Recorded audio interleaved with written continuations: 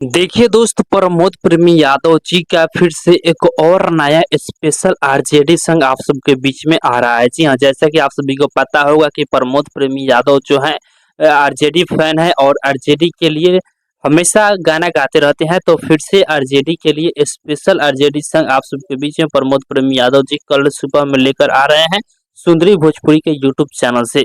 गाने का पोस्टर आप लोग देख सकते हैं। गाने का नाम है तेजस्वी है। आप लोगों से बता दें कि गाने को प्रमोद प्रेमी यादव जी सिंगल ही अपने आवाज में इस गाने को गाए हुए हैं। गाने को लिखे हुए हैं सोनू सुधाकर जी और गाने में म्यूजिक बने हैं बीकी बॉक्स जी, जो कि इस गाने को कल सुबह 8 तारीख को सुबह 6 बजे आप सबके बीच में सुंदरी भोजपुरी के यूट्यूब चैनल पर इस गाने को रिलीज किया जाएगा। तो आप लोग कल सुबह तैयारी इस गाने को सुनने के लिए, जितने भी प्रमोद प्रेमी यादव का फैन है और आरजेडी के फैन है, आप लोग कल सुबह तैयारी इस गाने को सुनने के लिए। गाना बहुत ही जबरदस्त गाना होने वाला है। बाकी दोस्तों फिलहाल का यही अपडेट है। आप लोग इस गाने को सुनने के लिए कितना ज़्यादा एक्साइटेड है कमेंट बॉक्स में बताइएगा।